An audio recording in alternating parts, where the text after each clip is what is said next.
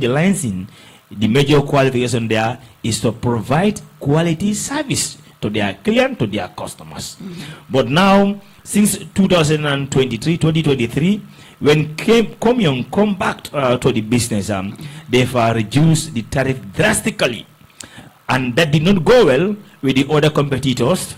They also feel like they will not lose their customers. They say, well, if you are cheap, can it be cheaper than cheapest? So that's the slogan that is going on in our telecommunication system. So all the networks have their own tariff. And then one thing that the reason why I say I agree with Piro entirely to make 1 gig $50, that $50 has to come with something. It should not be a mere talk, because Piro say we want standard, we want quality, we want efficient service to the customers.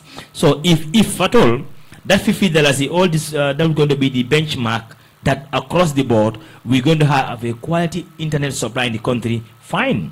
But if it is going beyond that, then that's something else. But so Adama, your justification that why Pura should allow you to go, if you go under that. I will come from where you stop. I think this is my justification here. When Pura said that we need quality, but are they going to give us quality? That is what Pura is protecting. But are they going to? It will remain the same. They're just reducing the traffic, but it will remain the same. The quality will remain the same. We are in this country. We know how some GSM operators are.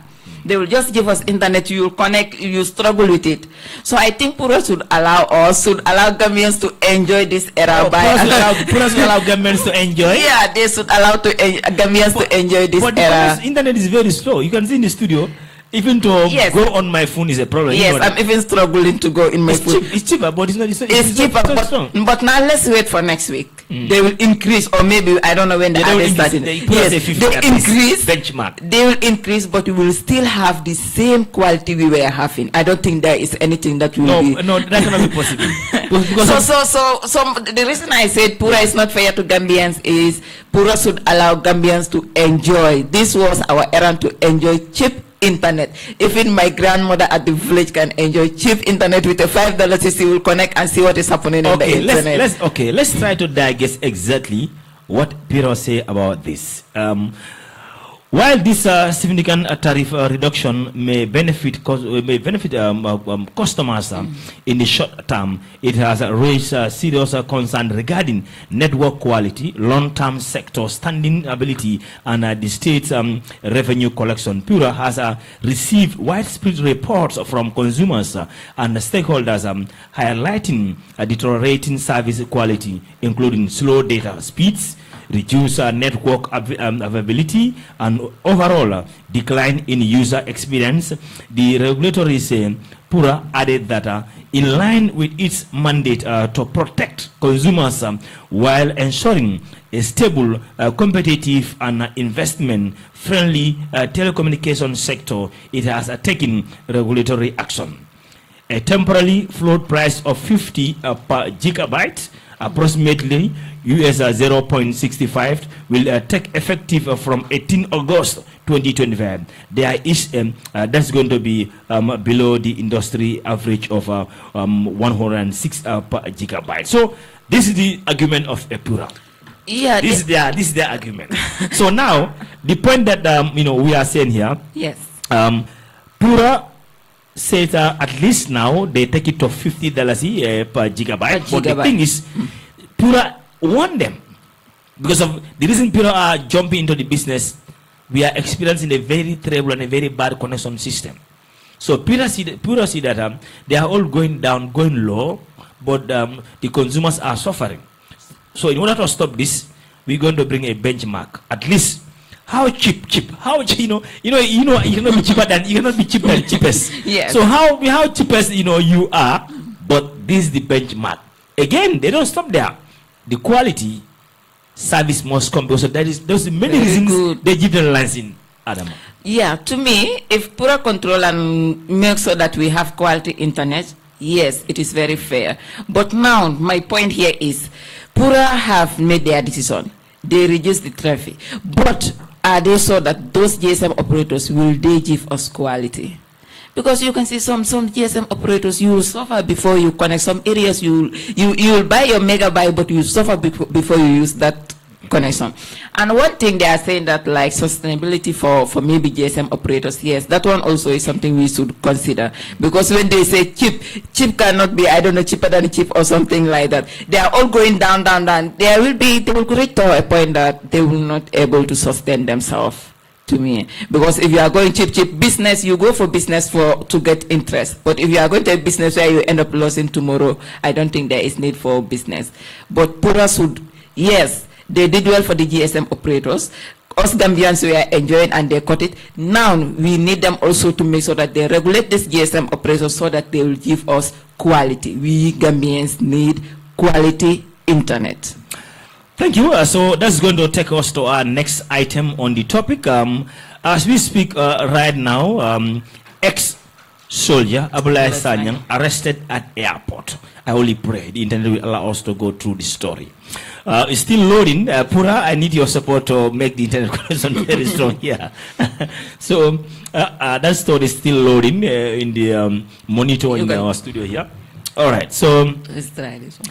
It's a short, very short story about, it reads, a former military officer, Abulai Sanyang, has been arrested as he tried to catch a flight back out of his base in Switzerland on Sunday, a few days after an explosive interview on West Coast Radio. A statement from the government of the Gambia on the matter say Sanyang was arrested by airport security officials following information obtained through the flight manifestos. He was initially detained at the airport police station and subsequently handed over to the Criminal Intelligence and Interpol Bureau for routine background screening. Following preliminary proceedings, Mr. Sanyang was transferred to Bruce B police station where he was interviewed in connection with a statement he made during an appearance on the Coffee Time with Peter Gomez program aired on West Coast Radio on Thursday, 14 August 2025. The remarks made during the broadcast are considered to have significant national security implications. Mr. Sanyang is currently in custody at Bruce B Criminal Investigation Department, CID, as investigation continue, the statement said. Very simple and precise. So, I think it was a very long discussion. The soldier makes an explosion. I would bring two sides. That is during the political impasse 2016. The soldier said he was among the few soldiers that went to burn the APRC bureau at Carnifing, which already has 300,000 Gambian voters card prepared for Jammeh. He said he and his colleague went there and burned that place. And he went on to even say the 2021 election too was not fair. So it's more of allegation. So I think for me, the story, the police did their writing to arrest the guy and get the details of him. Like, let's say, if you say the election was not fair or whatsoever, you can come with a justification. They can compare the facts together, because I understand this particular case, especially when it comes to 2021 election, a political party, UDP, GDC, and SRFAL, they all went to Sendabo's compound. I remember that fully, that they did not accept the result. Up till now, GDC never accept the result, and the UDP, so, and even SRFAL. But those people did not stop there.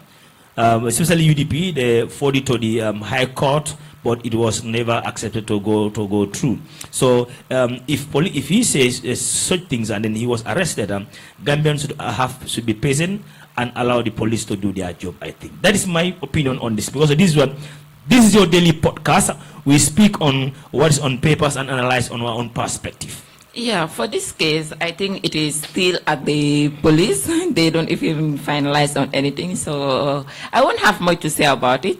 But I think the allegations are so that I won't able to talk about it. But let's see what will come out of it, whether he will able to defend himself, to show us evidence that this and this is what happened or not. So we waiting for the police and see what next will happen. As we say, as the police investigate, we wait. So let's proceed to the next item. Our other item here is prominent Gambian lawyer Lamin J. Dabo has confirmed to Standard yesterday that he had intended to apply for the United Democratic Party UDP flag bearer position, but because of certain complicated conditions require applicants to reduce their dual citizenship within 14 days. The door is shut on him. On Sunday, the UDP announced it has opened the process of flag bearer selection for 2026 presidential polls, with some 15 months to go in the Gambia's electoral process. A presidential candidate cannot hold a dual citizenship. I think I agree with the UDP entirely on this part. That is, if you want to be their flag bearer, you have to be a Gambian, only a Gambian, but not any other nationality. I think that person is because I might be a Gambian. I went to UK or any elsewhere in the world. My kids automatically they becomes a Gambian through me.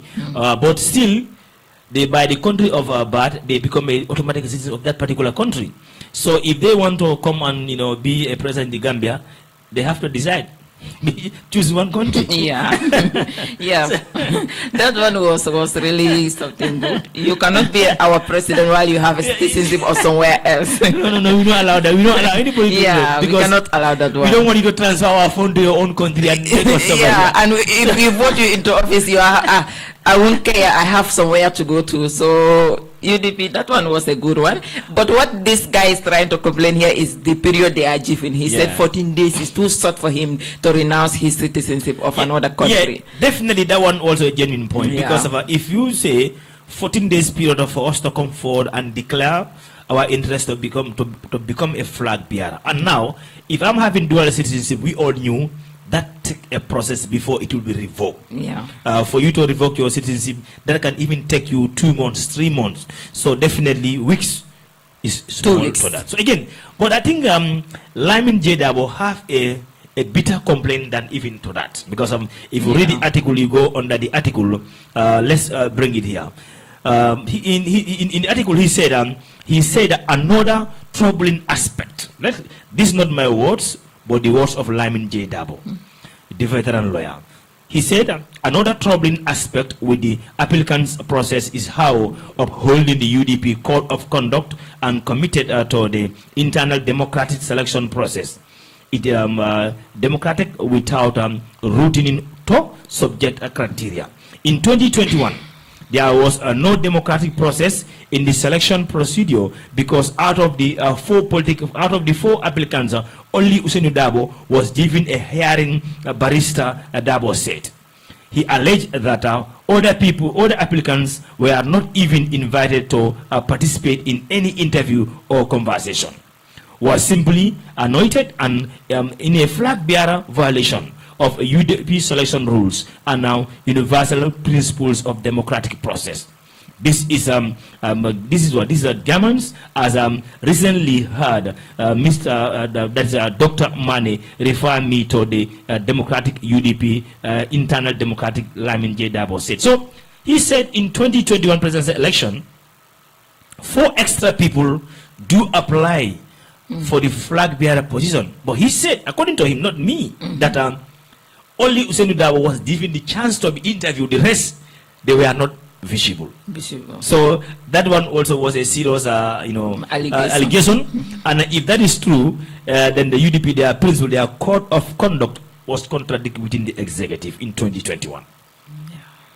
You don't want to say it. Let's leave that one to that. This is the beauty of daily podcast. We don't leave any stone unturned, regardless of where it came from. Nothing but the truth.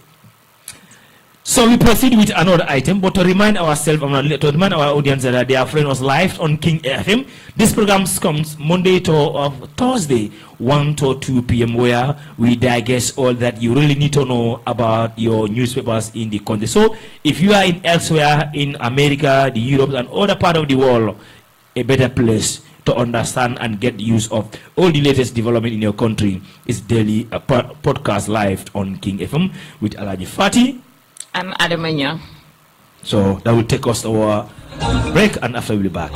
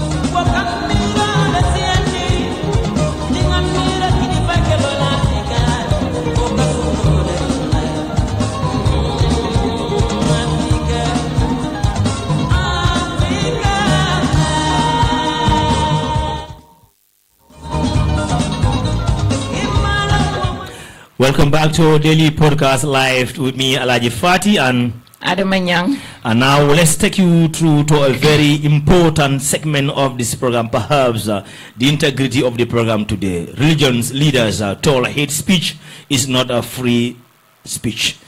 Ida, let's go details into this a little bit. Yeah, the senior human rights advocate at the Office of UN Resident Coordinator in the Gambia, Yvonne Masarakuva, has told religious leaders that hate speech is not protected as free speech when it constitutes an advocate of religious hate that indeed discriminates on hospitality and or violence. The UN expert was addressing a medium national conference on religious and hate speech at the side of the Kairaba Jawara International Conference Center. The conference was part of the project stretching the national infrastructure of peace and promote social cohesion in the Gambia, funded by the UN Peace Building Fund and implicated by the UNESCO, UNDP, and International Trade Center from 2023 to 2025. Masakufa further clarified that hate speech is neither protected nor it is covered under the right of freedom of expression. Hate speech undermines human rights, excubate division, and escort the very fiber of democratic society. See assault. It is in view of this, she went on, that the UN adopt a resolution on promoting interreligious and intercultural dialogue and tolerance to conquer hate speech, and also develop a plan to action on hate speech, which recognize hate speech as a threat of international peace and security. Yeah, that was very important, and then indeed is something that we need to cross-check again. And in the same line also, if we go to the speech against hate speech, so we have Alpha Khan, Chief of Jokadu District, also did a similar remarks. Of course, we have Emmanuel Juf, that is human rights chairperson, Emmanuel Juf too. So I think I agree with them, because let's look at what the Chief of Jokadu say. Alpha Khan, Chief of Jokadu, ascertain that hate speech is not just a legal issue, but also a moral and societal issue, and therefore traditional leaders should leverage their influence in society to speak up against it. I agree with him entirely. So now let's look at what chairperson of human rights, Emmanuel Juf, has been talking about this. Made an impressive comparison, appeal regional leaders and traditional leaders, and you are the one our people are listening to. From the port, from the Bantabas or whatsoever, your Samun, your whatsoever, the Christian, the Muslim, so they all agree. Yeah. I think so in our society, let's try to put this thing in the proper perspective. Hate speech, definitely, you will agree with me, it has no room, it has no place in our society. But the people who matters most are our traditional leaders, the religious leaders, and even political party leaders and individuals in our community. If we can, in as much we are trying to distance ourselves from it, then there is a possibility of mitigating it in our country. But if these people use this, especially the politicians, if they use hate speech, as a means of obtaining vote, they are trying to put the country into more chaos. Yeah. I think, it's on hate speech. Talking about religious leaders, the religious leaders, they really play a powerful role in our society. We all know we are all believers of a particular religion, so we listen mostly to what our religious leader says. So them being there, our leaders, it is very important for them to take note of all other stuff like hate speech, because if they make a speech which is hateful, those supporting them will follow them and it can cause problems. So this was a really good move. The conference they made with them was a really good one, so that they will be educated on those type of things which will help our society for more peace, for the more nation development. All right, Adama, let's do a bit of education, because it's like it's all not well for almost 631 candidates that sit for WAS in the Gambia. Still, their results, not that their results are not in the country, but their results are not even with our exam council in the Gambia. So because of what they say, exam malpractice. But to make this thing precise and understandable for our audience, according to the Ministry of Basic and Secondary Education, the results of about 631 candidates in the recent WAS examination have been withheld by the regional exam body, West African Examination Council, for what suspected exam malpractice.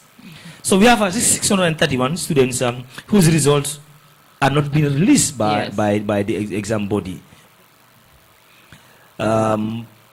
We are into the educational sector. So would that be the fault of the WAS themselves, the school administrator, the students?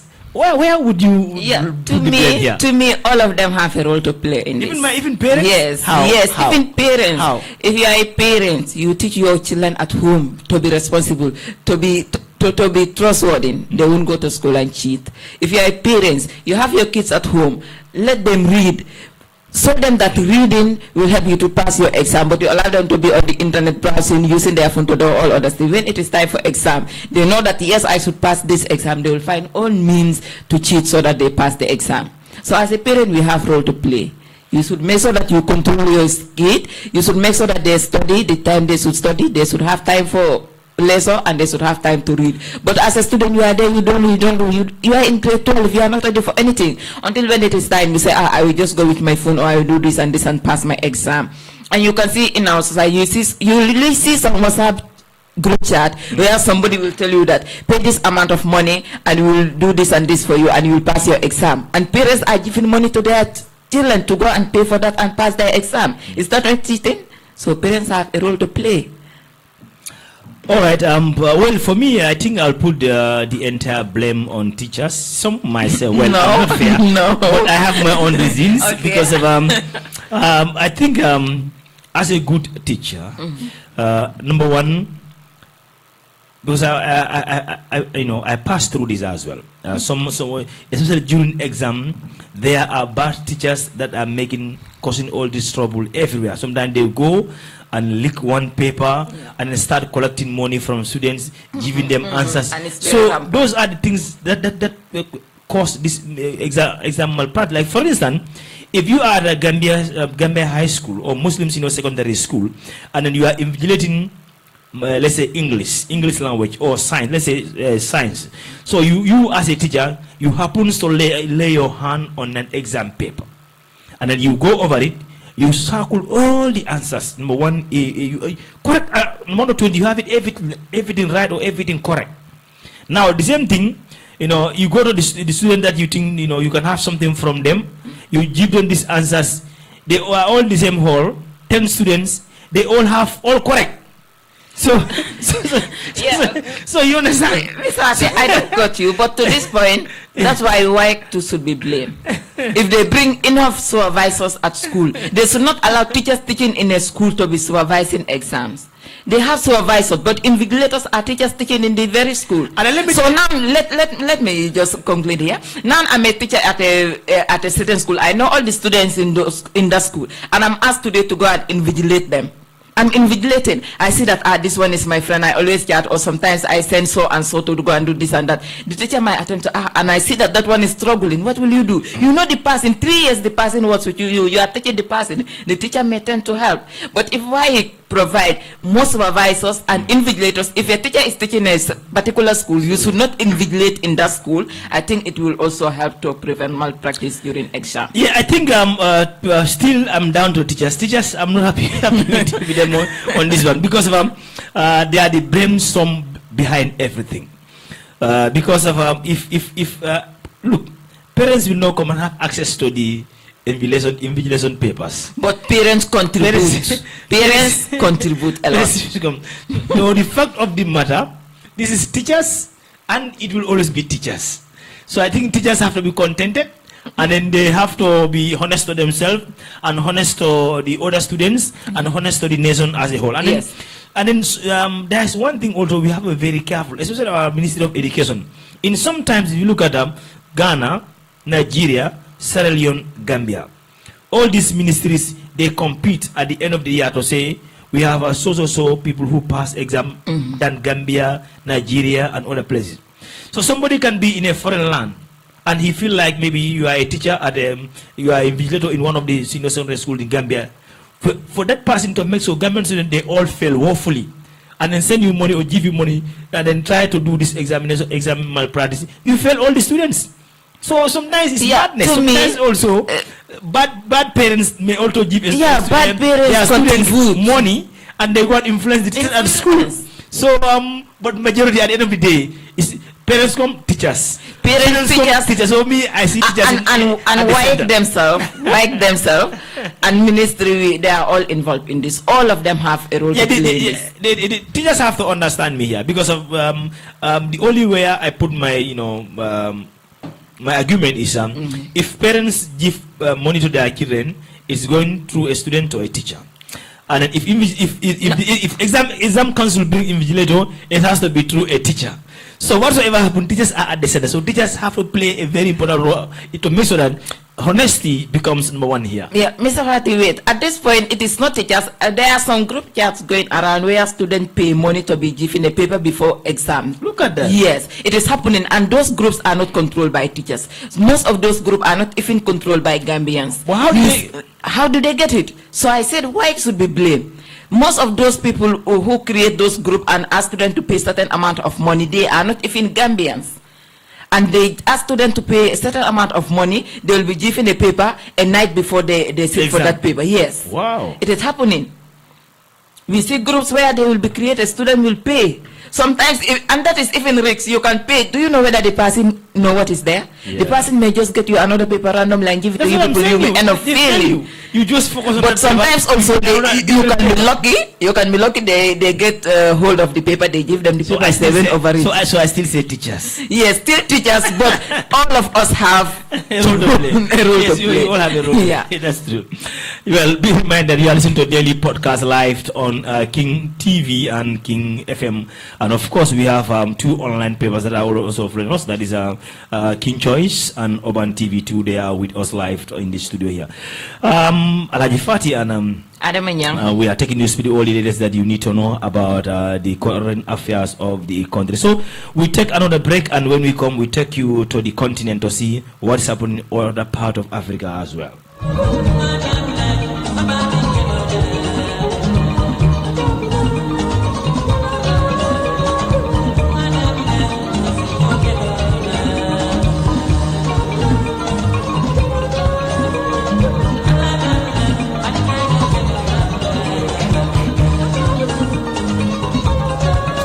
Welcome back to the program, and if you want to be part of the program, you can send us your text message on 5269445 or still on 5250 947. And anytime you want to be part of this program too, you can send me a message on 50-14025. That is my personal number, 50-14025.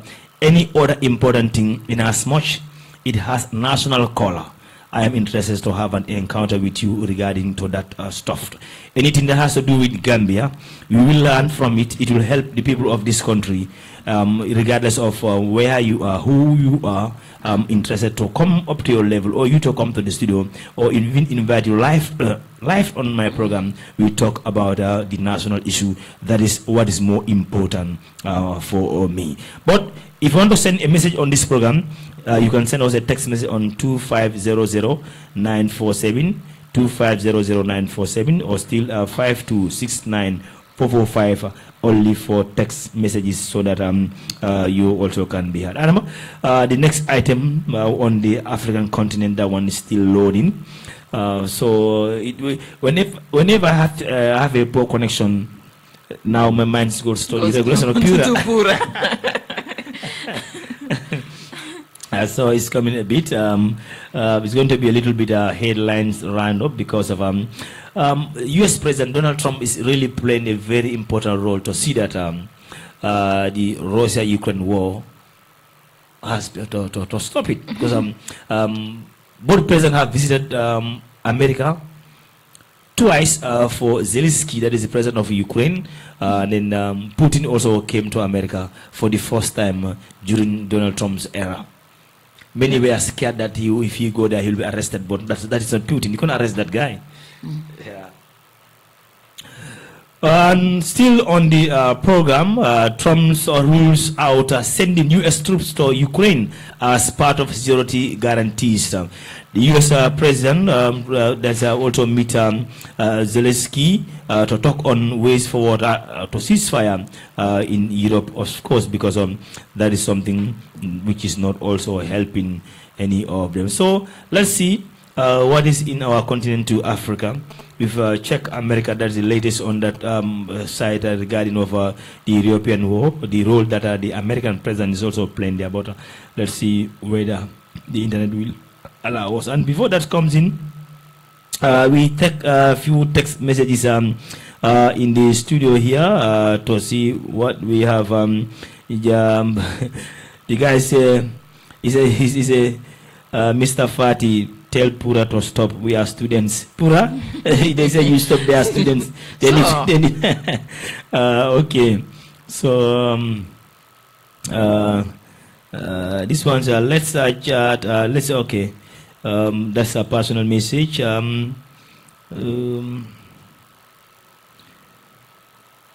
Yes. Amisi say the soldier should be detained and explained. So you yourself, what do you mean by explain? So all right, only a couple of messages, but some of them definitely saying thank you to us. Just kick them out, but we say we appreciate that anyway. So let's do a bit of roundup in our continent. Burkina Faso junta expel top UN official over child rights report. You know a junta in Burkina Faso, the military government. The military government. Yeah, the military government. So they have expelled U.S. top officials from their country because of they made a report regarding a child in their country. So that's the latest in Burkina Faso, and it was posted 3 hours ago. M23 rebels suspend peace talks with DR Congo government. So in Congo, now the fear is back, because the peace talk between the M23 rebels and the Congolese government has been stopped, and then the fear that there might be an attack on the civilian population. Sudan army torturing people to death, says right group. In Sudan also, the chaos that's happened there, the army are also doing all those things to create a problem for them. Emergency lawyers group allege the army is operating excursion chambers in the capital. Rescue in Nigeria, search for dozens missing after boats capsized. So Nigeria, the boat was capsized and the rescue team are still searching for the missing people. New wave for African bright race in Caribbean. So in the Caribbean, their annual cultural activity, there has been a new wave for the Bride of African Caribbean as well. So that is another interesting stories there. Adama, I think we have really did justice to the program for the day. If you are in diaspora, and then you following us, you really know that we've touched all the necessary topics that you really wanted to know regarding of your country and beyond as well. So unless now you have something that you wanted to add on the top of the program, because we've come into almost to the end of the program now. Yeah, Mr. Fadi, thank you. Just to our vulnerable viewers and listeners out there, keep following us every day from 1 p.m. to 2 p.m. daily from Monday to Thursday, while we bring you all the latest news in our country and beyond. Thank you for being with us. Thank you very much, Adama, and thank you to you and you for all being there following this program, and of course to those who also text to so their supports through this program. Daily podcast is purely on the current affairs of the country and abroad as well. So we are advertising this program very soon. We're going to announce the sponsor.